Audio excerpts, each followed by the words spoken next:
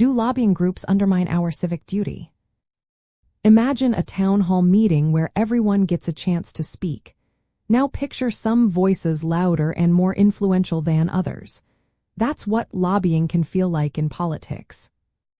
Lobbying groups are organizations or individuals that try to influence government decisions, laws, and policies. Civic duty is about citizens participating in democracy by voting, staying informed, and holding leaders accountable. So, the question is, do lobbying groups make it harder for regular people to do their civic duty? Lobbying is legal and common in democracies. It helps different groups share their views with lawmakers. This can make sure many perspectives are considered when making laws. But there are concerns about how lobbying works in practice. One big issue is unequal access. Wealthy groups like corporations often have more resources to hire professional lobbyists. They can spend money on research and campaigns to sway opinions. Ordinary citizens and small groups usually don't have that kind of money.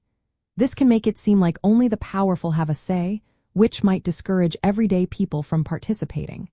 If citizens feel their voices don't matter, they might stop voting or engaging in politics altogether. Another concern is transparency. Sometimes, lobbying activities are not fully disclosed. Citizens might not know who is influencing decisions or what their motives are. Without clear information, it becomes harder for people to hold their representatives accountable or to make informed choices at the polls. Open and honest lobbying helps keep the process fair and understandable for everyone. Lobbying can also cause government to focus on short-term gains for specific groups instead of the long-term good of society. For example, a company might push for tax breaks that boost profits but hurt the environment.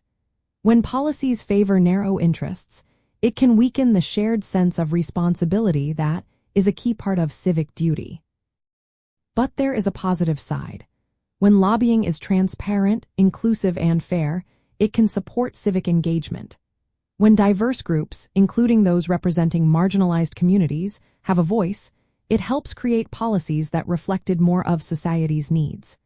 Ethical lobbying involves clear disclosure of who is involved and what they want. This allows citizens to stay informed and participate more effectively. Citizens can exercise their civic duty by demanding transparency from lobbyists and supporting organizations that representing broad public interests.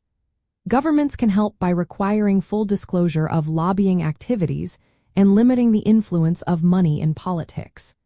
Making sure everyone has an equal chance to participate is also essential. In the end, lobbying groups do not automatically undermine civic duty. Their impact depends on how they operate.